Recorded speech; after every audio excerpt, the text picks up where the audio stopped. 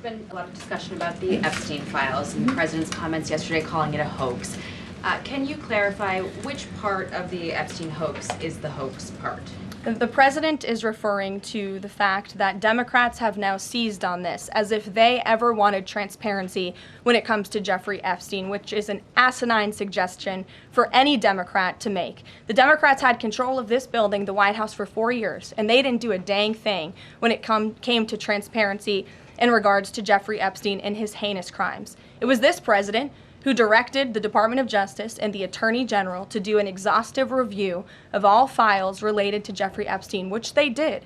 The Attorney General and the FBI, led by Pam Bondi, Dan Bongino, Kash Patel, these are great patriots, some of the most trusted voices in the Republican Party movement. It's part of the reason the president appointed them to these high law enforcement positions, and they spent many months going through all of the files related to Jeffrey Epstein, and they concluded what they found in that memo, which they drafted and they released. And so the president has been transparent. He has followed through on his promises to the American people, but he doesn't like to see Democrats and the mainstream media covering this like it's the biggest story that the American people care about.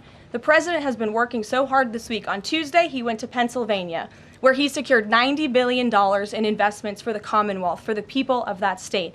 After that, he came back to the Oval Office at 8 p.m. He went in there to whip votes to get the Genius Act signed into law. And because of his efforts, that bill is now going to be signed and passed. The following day, yesterday, he meets with a foreign leader, the King of Bahrain, to secure more investments into this country. And then yesterday afternoon, the president is in the east room of the White House mourning with parents who have lost their children because of fentanyl, signing a bipartisan piece of legislation.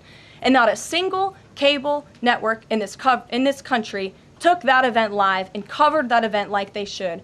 Those are the issues the president cares about. What could be more important to the American people than helping families who have lost their children? Those are the issues this president is going to remain focused on. I understand he wants to move on from this story, but you do have some prominent figures, including the Senate Majority Leader, the House Speaker, voicing support for the files to come out. Representative Massey collecting signatures that would force a discharge petition for a vote on the floor for this. It doesn't seem to be going away. What is stopping the administration from just redacting any sensitive information, grand jury information, and putting out what is appropriate so that the American people can decide and then let this story die? Well, in terms of redactions or grand jury seals, those are questions for the Department of Justice. Those are also questions for the judges who have that information under a seal. And that would have to be requested, and a judge would have to approve it. That's out of the president's control. He has said, in agreement with some of the leaders on Capitol Hill, that if the Attorney General and the Department of Justice come across any other credible evidence, they should provide that to the American people. The president has said that, and he agrees with them on that. Why did you fire Maureen Comey? The Department of Justice did, and I would defer you to them. Dasha.